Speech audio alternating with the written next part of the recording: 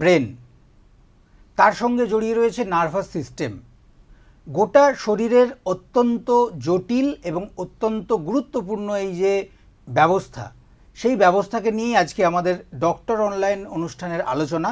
এবং আমাদের সঙ্গে রয়েছেন প্রখ্যাত নিউরোসার্জন ডক্টর সোহাগ বোস। ডাক্তারবাবু, স্বাগত আপনাকে আমাদের অনুষ্ঠানে। ডাক্তারবাবু, প্রথমেই যে বিষয়টি নিয়ে আমরা আজকের আলোচনায় আসব সেটা হচ্ছে যে মানুষের শরীরে এই যে ব্রেন এবং তার সঙ্গে যে নার্ভাস সিস্টেমটা, শরীরের যে অঙ্গ প্রত্যঙ্গের মধ্যে ছড়িয়ে রয়েছে নার্ভগুলো, এই ক্ষেত্রে প্রাথমিকভাবে কি ধরনের রোগীরা আপনার কাছে আসে বেশি? ব্রেন ডিজিজেস যেটা আমরা বলি, এটা একটা অত্যন্ত কমন ডিজিজেস, বাট এগুলোকে পিক আপ করা অনেক অসুবিধা হয় অ্যাকচুয়ালি। ইউজুয়ালি আমরা প্র্যাকটিসে যেটা দেখি, মাইগ্রেন দেখি, এপিলেপসি দেখি, স্ট্রোক দেখি, আমরা ব্রেন টিউমার্স দেখি, আমরা সার্ভাইকাল স্পন্ডিলোসিস, লাম্বার স্পন্ডিলোসিস যেটাকে ঘাড়ে ব্যথা, কোমরে ব্যথা, এগুলো দেখি, আমরা বেলস প্যালসি দেখি।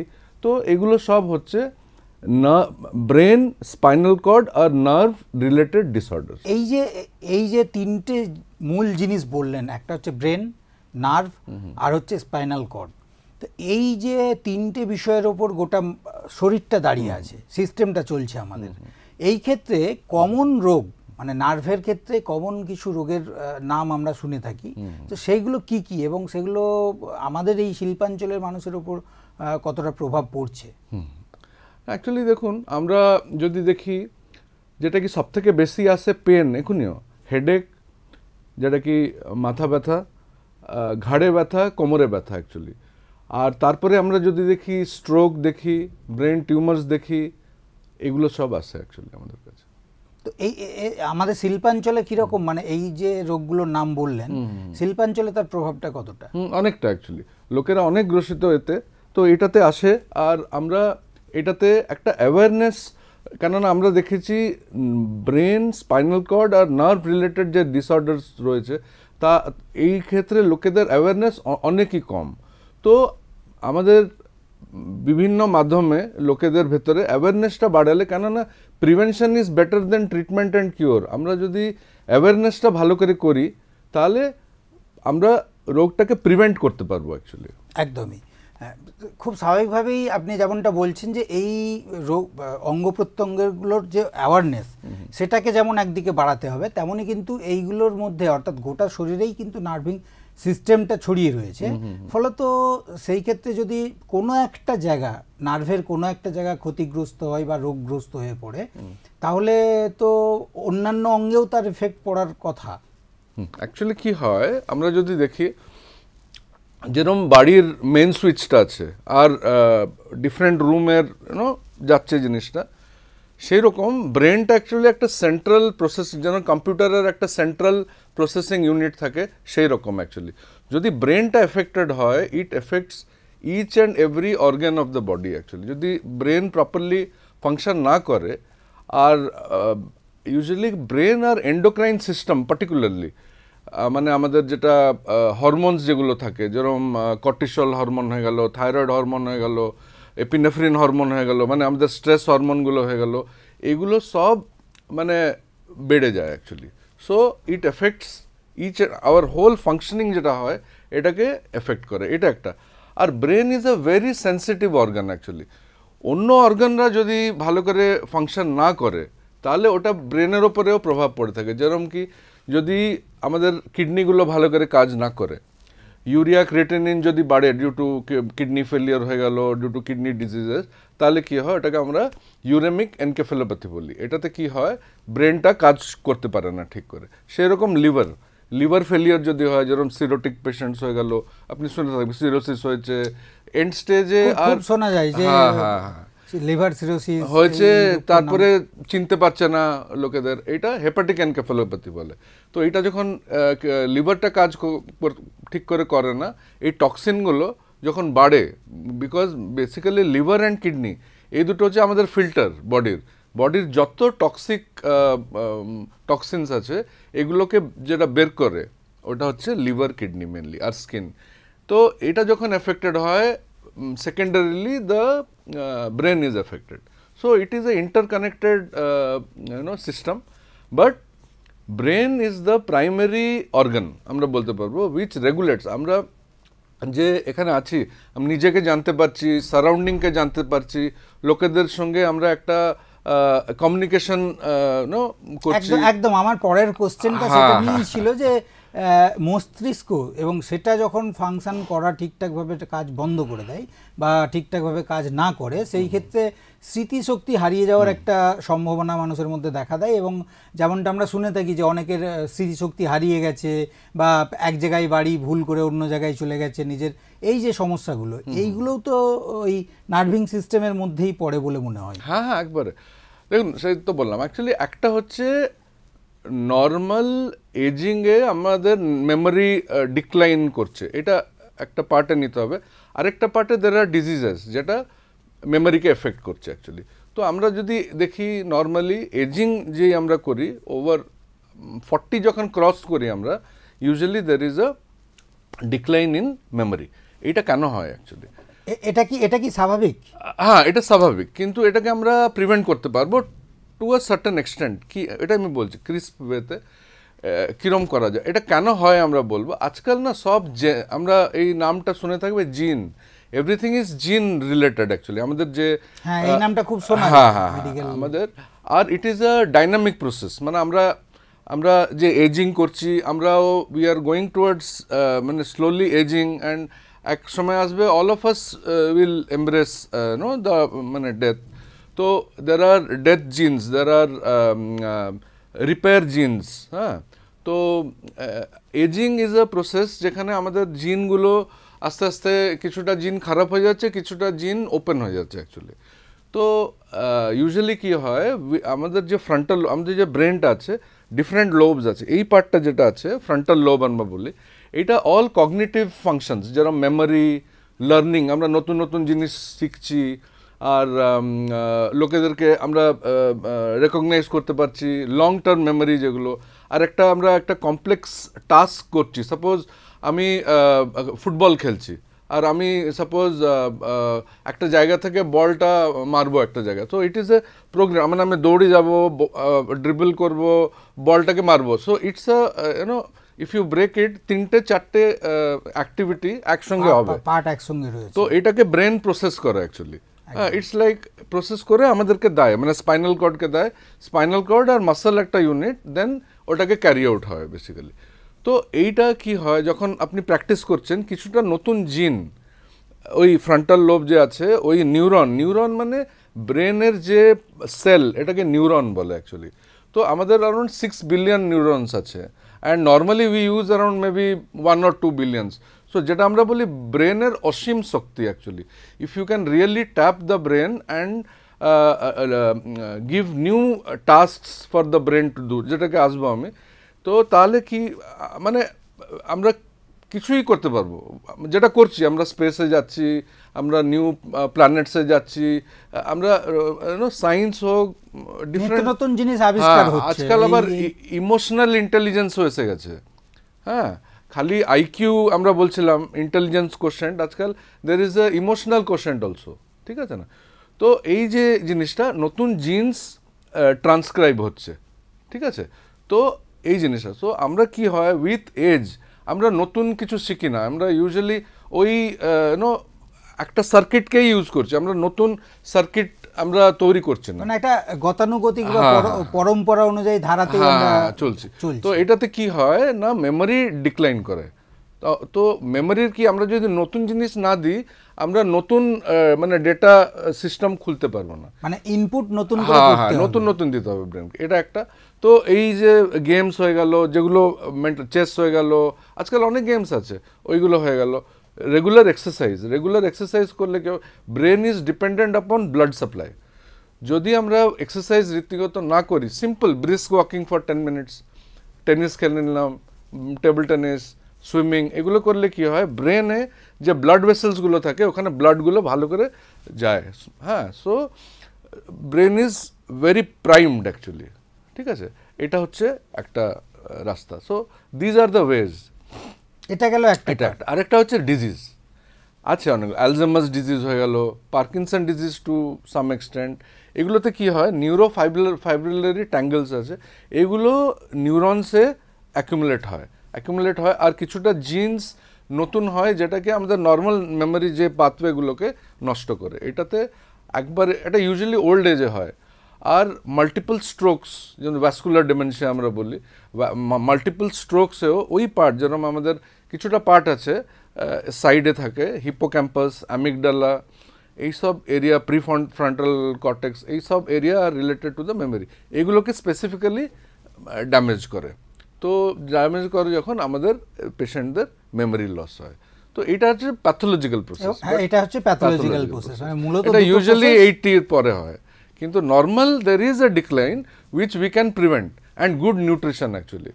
মানে আমাদের লাইক যেটা আমাদের অক্সিডেটিভ ড্যামেজ হয় টু দ্য জিনস, তো anti oxidants either through tablets or আমাদের আছে ড্রাই ফ্রুটস হয়ে গেল, ফ্রেশ ফ্রুটস, ভেজিটেবলস, এগুলো সব, যেগুলো মানে একদিকে যেমন ওষুধ খেতে হবে, তার পাশাপাশি খাদ্যাভ্যাস যেটা রয়েছে সেটাকেও আরো প্রয়োজন অনুযায়ী যা যা ব্যবস্থা নেয় সেগুলো নিতে হবে, ফলে তাতে করে এই সমস্যার সমাধান আমরা একটু কেননা আছে আমাদের ইন্ডিয়ান লাইফস্টাইলটাকে চেঞ্জ। আপনি দেখুন জাপানিজ দেখুন, চাইনিজ দেখুন, এরা আছে 110, 120 ইয়ার্স পর্যন্ত বাঁচে, that too with very good cognitive functions.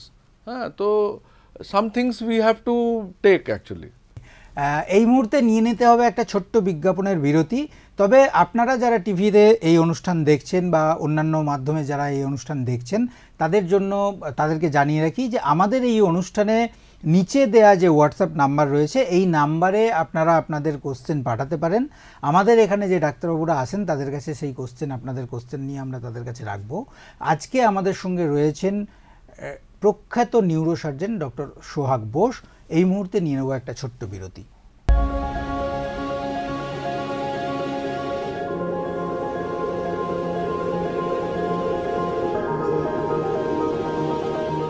ফিরে এলাম বিরতির পর, আর আমাদের সঙ্গে আজকে রয়েছেন প্রখ্যাত নিউরোসার্জন ডক্টর সোহাগ বোস। এখান থেকেই পরের যে প্রসঙ্গটা উঠে আসছে, যেহেতু মস্তিষ্ক হলো, স্পাইনাল কর্ড ইত্যাদি, স্বাভাবিকভাবেই আমরা দেখেছি সাধারণভাবে যে সাধারণ মানুষ হাঁটতে গিয়ে হাত কাঁপছে বা পা কাঁপছে, এই যে সমস্যাগুলো, এইগুলোও তো মূলত নার্ভের, মানে স্বাভাবিকভাবে আমরা যখন কেউ এরকম ধরনের সমস্যার সম্মুখীন হয়, ডাক্তারবাবুর কাছে গেলে ডাক্তারবাবুরা এক কথাই যেটা বলে থাকেন যে এটা নার্ভ থেকে হচ্ছে বা নার্ভের সমস্যার কারণে হচ্ছে। তো এই যে বিষয়গুলো, ধরুন এই যে পড়ে যাওয়া, হঠাৎ করে উঠতে গিয়ে পড়ে যাওয়া বা হাত কাঁপা, আমি অনেক মানুষকে দেখি রাস্তাঘাটেও লক্ষ্য করলে দেখা যায় যে হাত কাঁপছে এরকম। তো এই যে বিষয়গুলো, এইগুলো কি মানে আসে, মানে রোগটার হয় কিভাবে? অ্যাকচুয়ালি দেখুন, নর্মালি আমাদের যেটা ব্যালেন্স আছে, বডির ব্যালেন্স আছে, ওটা তিনটে অর্গান আছে। একটা হচ্ছে যেটাকে আমরা সেরিবেলাম বলি, ব্রেনের একটা পেছন দিকে থাকে, ওটা বডির যেরকম কন্ট্রোল, মাসল টোন কন্ট্রোল, এটাকে কোঅর্ডিনেশন, মাসল কোঅর্ডিনেশন, এটাকে কন্ট্রোল করে। আর একটা মানে কিছুটা অর্থে বলা যেতে পারে যে ভারসাম্যটা, পুরো ব্যাপারটা থাকে শরীরের যে ভারসাম্য। হ্যাঁ, ওটা বলছি তো অ্যাকচুয়ালি। সেকেন্ড হচ্ছে আমাদের কানে, ইনার ইয়ার। আমাদের কানের তিনটে পার্ট আছে, এক্সটার্নাল ইয়ার, মিডল ইয়ার আর ইনার ইয়ার। ইনার ইয়ারে একটা ভেস্টিবুলার অ্যাপারেটাস আছে আর একটা নার্ভ আছে অ্যাকচুয়ালি। তো এটা কিরম না, আমরা এরোপ্লেনে দেখছি দুটো উইং আছে অ্যাকচুয়ালি, ওই উইংটাই অ্যাকচুয়ালি মানে এরোপ্লেনের যে ব্যালেন্সটাকে রাখে, সেই রকম আমাদের আছে। সেমিসার্কুলার ক্যানালস আছে, আর ইউট্রিকুলাস স্যাকুলাস একটা অর্গান আছে অ্যাকচুয়ালি, ইনার ইয়ার অর্গান অ্যাকচুয়ালি, ভেস্টিবুলার অর্গান আমরা বলি এটা। থার্ড হচ্ছে আমাদের পেরিফেরাল নার্ভস, যেটা নার্ভ সিস্টেম যেটা আছে পায়ের। নর্মালি হাঁটতে বললে পা, আমি ট্রেমারে আসবো পরে। তো এটা হচ্ছে পেরিফেরাল নার্ভস যেগুলো আছে, এটা খারাপ হয়ে গেলেও হয় অ্যাকচুয়ালি। সো বেসিক্যালি যদি দের আর টিউমার্স, ব্রেনে টিউমার্স আছে, পোস্টেরিয়র ফোসা টিউমার্স আছে, এটাতে যদি হয় তাহলে যে মানুষটা আছে ওটা একদিকে ব্যালেন্স হারায়, সিভিয়ার ভার্টিগো হয়, ডেফনেস হয়। আচ্ছা, আর যদি there is a problem with the vestibular apparatus, তাহলে টিনাইটাস হয় ইউজুয়ালি। সাউন্ড একটা হবে, কি ফুলনেস একটা হবে, দু কানে হতে পারে, একটা কানে হতে পারে। তো অ্যান্ড এটাতে সিভিয়ার হেড লাইট হেডেডনেস আর ভার্টিগো হয়, দাঁড়াতেও পারবে না পেশেন্ট। আর থার্ড হচ্ছে peripheral neuropathy. Peripheral neuropathy usually হয় কোনতে না, diabetes patient, long term diabetes patient হয়ে গেল, এগুলোতে কি হয়। আর টোব্যাকো যারা লং টার্ম অ্যাবিউজ করে ওদের নার্ভগুলো ডিমাইলিনেশন হয়। অ্যাক্সোনোপ্যাথিও হতে পারে, মানে অ্যালকোহল নিলেও হতে alcohol, exactly, B12 deficiency, alcohol, smoking, এটাতে নার্ভগুলো খারাপ হয়ে যায়। নার্ভগুলো খারাপ হয়ে গেলে এটা প্রবলেম হয়। আচ্ছা, ট্রেমারে আমরা যদি আসি, ট্রেমার নর্মালি আমরা যেটা দেখেছি, যদি ইয়াং এজে আমরা বলি, মানে লাইক মিডল এজে আমরা যদি বলি, এটা একটা তো বেসিক্যালি আমাদের যেটা হয় স্ট্রেস রিলেটেড একটা হতে পারে, একটা ফ্যামিলিয়াল এসেনশিয়াল ট্রেমার হয় যেটা কি ইট রানস ইন ফ্যামিলিজ অ্যাকচুয়ালি, এটা একটা হয়। আর সেরিবেলার রিলেটেড ট্রেমার্স হয়, ঠিক আছে। তো দিজ আর দ্য রিজনস। আর থাইরয়েড, হাইপার থাইরয়েডিজমেও ট্রেমার হয়। তো আমাদেরকে দেখতে হবে কোন কনসেপ্টে, কোন অ্যাসোসিয়েটেড সিমটমস কী আছে, তাহলে আমরা জানতে পারবো ট্রেমারটা কিসের জন্য হচ্ছে। কিন্তু পার্কিনসনিজম যেটা আছে ডিজিজ, ইউজুয়ালি আমরা ওল্ড এজে দেখি, এটাতে ট্রেমার হয়, রিজিডিটি হয়, মানে মানে টাইট হয়ে যায় হাত পা, আর ট্রেমার্স হয় পেশেন্টের, ওল্ড এজ স্টুপড হয়ে যায় পোশ্চারটা, হাঁটতে প্রবলেম হয়, ঘুরতে প্রবলেম হয় সাডেনলি। তো এটা হচ্ছে Parkinson disease actually. It is very common old এজে। অ্যান্ড লস অফ মেমোরিও হয়, এত পারসিস্টেন্ট হয় না লাইক অ্যালজাইমার্স, বাট হয় পার্কিনসন ডিজিজে। So these are the conditions. এই যে অনেকগুলো আপনি দিক বললেন যে এই দিকগুলোতে বা এই বয়সের পরে এই ধরনের সমস্যাগুলো হয়। এবার এই যে সমস্যা, এটা থেকে প্রাথমিকভাবে বাঁচার উপায় কি? মানে এটাকে প্রাথমিকভাবে, মানে ডাক্তারবাবুর কাছে তো যেতেই হবে, ডাক্তারবাবুর পরামর্শ তো নিতেই হবে, কিন্তু আপনি কিভাবে ব্যাপারটাকে ব্যাখ্যা করবেন? দেখুন, কিছুটা তো জেনেটিক আছে, বাকি আমরা যদি বলি হেলদি, আজকাল ঘুরে ফিরে আমরা হেলদি লাইফস্টাইলের দিকেই চলে এসেছি অ্যাকচুয়ালি। আমরা নার্ভাস সিস্টেম পার্টিকুলারলি যদি ব্রেন বলেন, clearly new learning, good exercise, proper diet, sleep is very important actually. 7 to 9 hours of sleep ব্রেনের দুটোই বন্ধু। একটা হচ্ছে স্লিপ, প্রপার স্লিপ, একটা হচ্ছে মানে লো স্ট্রেস, আর হচ্ছে ফিজিক্যাল অ্যাক্টিভিটি। এই তিনটে হচ্ছে pillars on which the brain stands actually. এইটা যদি রেগুলারলি হয় over a long period of time, brain diseases আপনি বলতে পারেন 70, এক্সেপ্ট টিউমার্স আর জেনেটিক, মোরাললেস জেনেটিক, কিন্তু বাকি যে ডিজিজেস সব আছে 70% ডিজিজেস ক্যান বি ইভেন আপনার স্পাইনাল কর্ড আর নার্ভসের প্রপার ফিজিক্যাল অ্যাক্টিভিটি আমরা যদি রাখি, তাহলে আমরা প্রিভেন্ট করতে পারবো। একদম প্রতিরোধ করা সম্ভব। একবারে ক্লিয়ারলি। একদমই।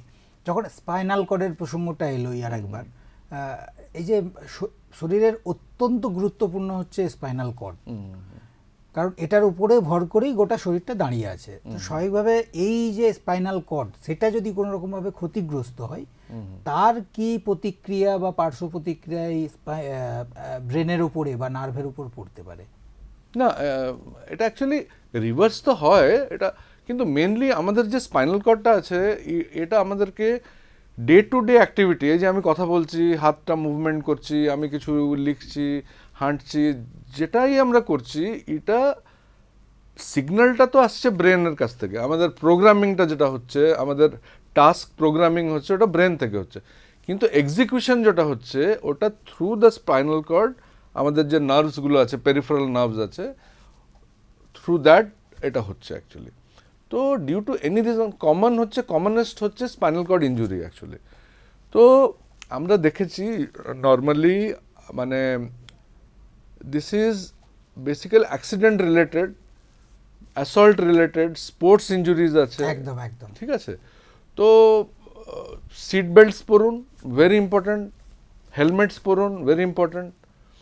আর স্পোর্টস রিলেটেড যেটা, স্পোর্টস গিয়ার ইন্ডিয়াতে আজকাল, আগে ছিল না, স্পোর্টস গিয়ার, যেই ইকোনমিটা কান্ট্রির বেটার হতে যায়, স্পোর্টস অ্যাক্টিভিটিস বাড়ে actually in a bigger scale, যেটা কি ইন্ডিয়াতে এখনই আমরা দেখছি অ্যাকচুয়ালি।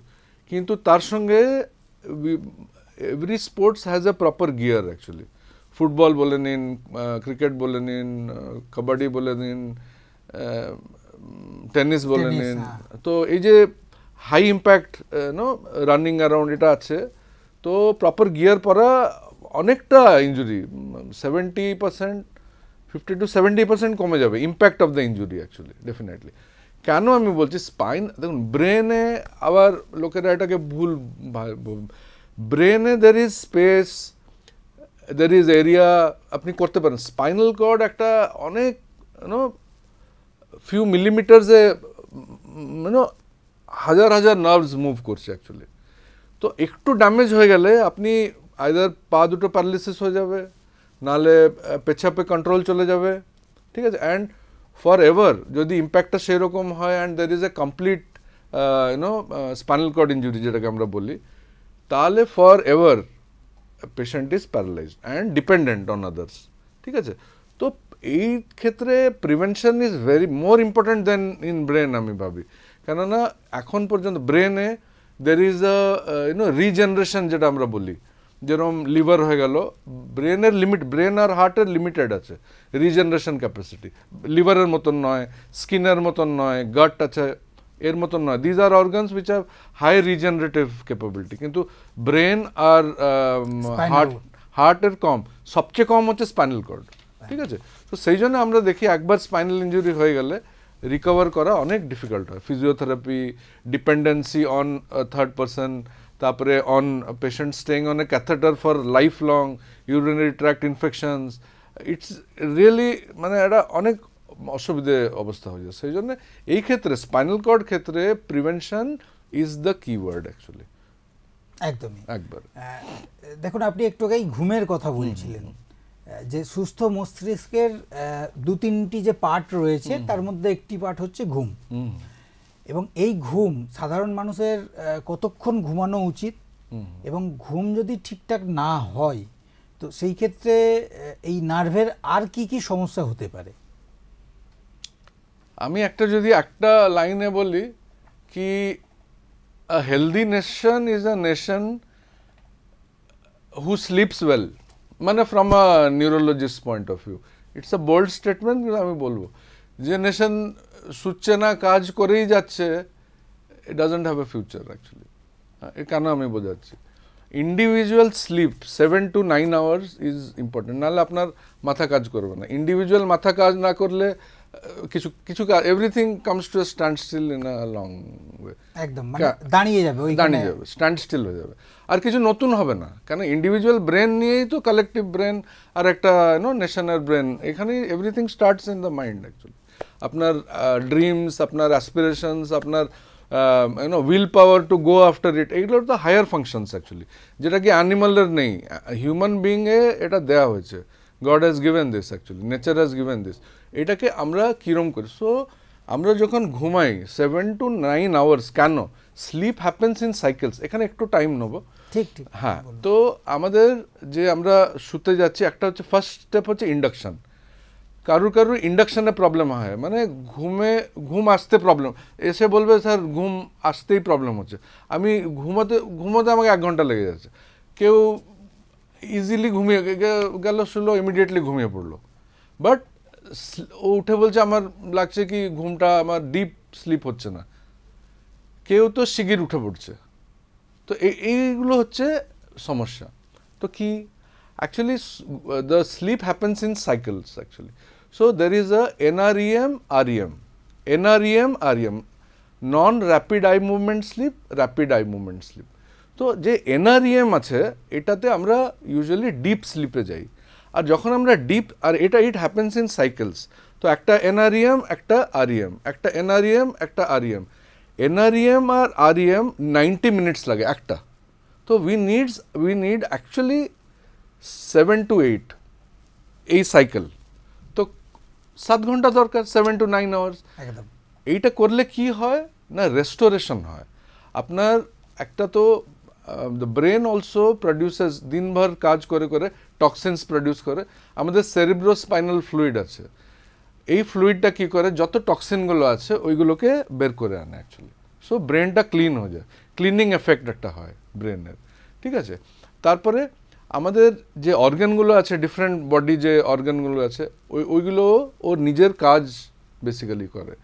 সো আর আমাদের ইমিউন সিস্টেম যেগুলো হয়ে গেল, মানে যেটা আমরা ফাইট করি, মানে টি সেলস হয়ে গেল, বি সেলস হয়ে গেল, ইমিউনিটি, দ্য হোল সাইকেল যেটা, এটাও রিজুমিনেট হয় অ্যাকচুয়ালি, ঠিক আছে। আর আমরা গ্রোথ ফ্যাক্টরস দেখেছি, লঞ্জিভিটি গ্রোথ ফ্যাক্টরস যেগুলো, এগুলো ডিপ স্লিপে আমরা পাই, ঠিক আছে। সো এই সাইকেলটা 7 to 9 hours of sleep every night is very much required. আর যেটা হচ্ছে আমরা কেন শুতে পারছি না, there is a way to fall to sleep actually. মানে শোবার আপনি একটা শিডিউল করতে হবে, আপনি এভরিডে 11টার সময় শোবো রাত্রে, ঠিক আছে। 3 ঘন্টার আগে আপনি খাবার বন্ধ করে দেবেন, আর জল খাওয়া বন্ধ করবেন 2 ঘন্টার আগে, আর স্ক্রিন টাইম 1 ঘন্টার আগে। অ্যালকোহল আবার 3 ঘন্টার আগে আপনি নেবেন, তার আগে যদি নিচ্ছেন নেবেন। কফিটা অলমোস্ট 10 আওয়ার্স, মানে 2-3টের পরে আর কফি নেবেন না, ঠিক আছে। এইটা দিজ আর দ্য টিপস আমি দেবো, এটাকে আগে ফলো করুন। যদি এটা, and physical exercise very important, ঠিক আছে, যোগা মেডিটেশন ভেরি ইম্পর্ট্যান্ট। তো এইটা আপনি ফলো করুন। এটাতে যদি হচ্ছে না, then use consult a psychiatrist and take pills. আজকাল লোকেরা এই যে বেসিক জিনিসগুলোকে ইয়ে করে, লাইক মিস করে সোজা চলে যাচ্ছে পিলসের। তো ওষুধ, যে ঘুমের ওষুধেরও সাইড এফেক্টস আছে, আর ডিপেন্ডেন্সিও আছে। সেই জন্য আমি ভাবি আমার প্র্যাকটিসেও আমি আগে এইটাকেই, এই যে ন্যাচুরাল ওয়েজ আছে এইগুলোকে আমি আগে চেষ্টা করি এক্সস্ট করতে। অ্যান্ড বিলিভ মি, মানে 70% of our patients, of my patients, এইটাতেই দে আর ওকে। একদম অনেকটা কি হয়ে যাচ্ছে। এই যে পদ্ধতিটা আপনি ফলো করতে বলছেন, এই পদ্ধতি ফলো করে বা অবলম্বন করে কিন্তু অনেকটাই রোগীরা সুস্থ হয়ে উঠছে। আর অন্য ডিজিজও হবে না, যেমন স্লিপ না হলে কার্ডিওভাস্কুলার ডিজিজ বেড়ে যায়, মানে আপনার হার্ট ডিজিজ, ব্লাড প্রেশার। আমি আসছিলাম যে এই যে আপনি বলছেন যে মিনিমাম 7 থেকে 9 ঘন্টা ঘুম হওয়া শরীরের জন্য খুবই খুবই দরকারি এবং উপকারী।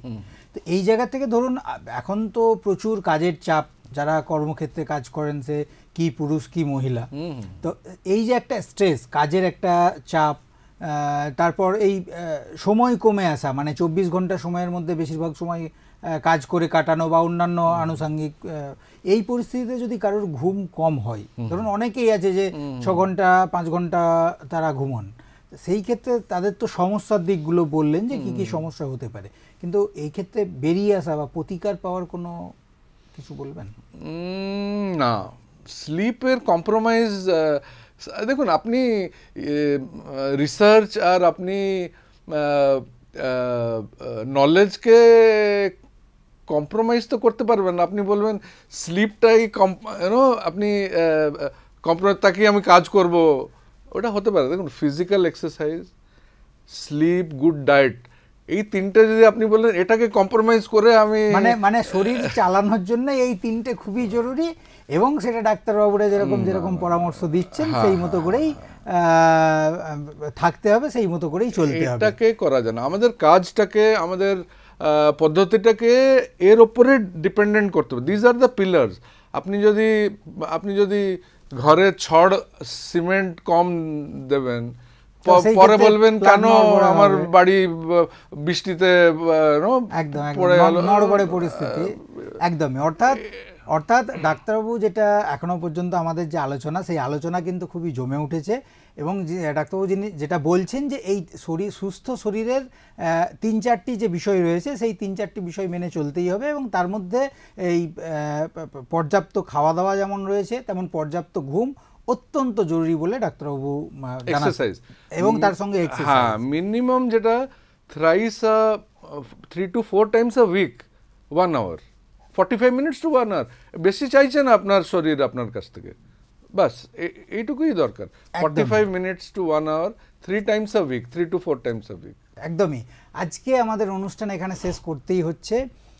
আপনারা এতক্ষণ দেখছিলেন এসডিটিভির অনুষ্ঠান ডক্টর অনলাইন। আমাদের সঙ্গে ছিলেন প্রখ্যাত নিউরোসার্জন ডক্টর সোহাগ বোস। ধন্যবাদ ডাক্তারবাবু আপনাকে। আপনারা যারা এসডিটিভির এই অনুষ্ঠান দেখছেন, আপনাদের স্বাস্থ্য সম্পর্কিত যা কিছু প্রশ্ন রয়েছে নিচে দেওয়া হোয়াটসঅ্যাপ নাম্বারে আপনারা সেগুলো পাঠান, সেই সব প্রশ্ন আমরা ডাক্তারবাবুদের কাছে রাখবো। এতক্ষণ আপনারা দেখছিলেন এসডিটিভির অনুষ্ঠান ডক্টর অনলাইন, সঙ্গে আমি মোতাহার হোসেন ছিলাম আপনাদের সঙ্গে। অন্যান্য অনুষ্ঠান দেখার জন্য চোখ রাখুন SDTV-তে।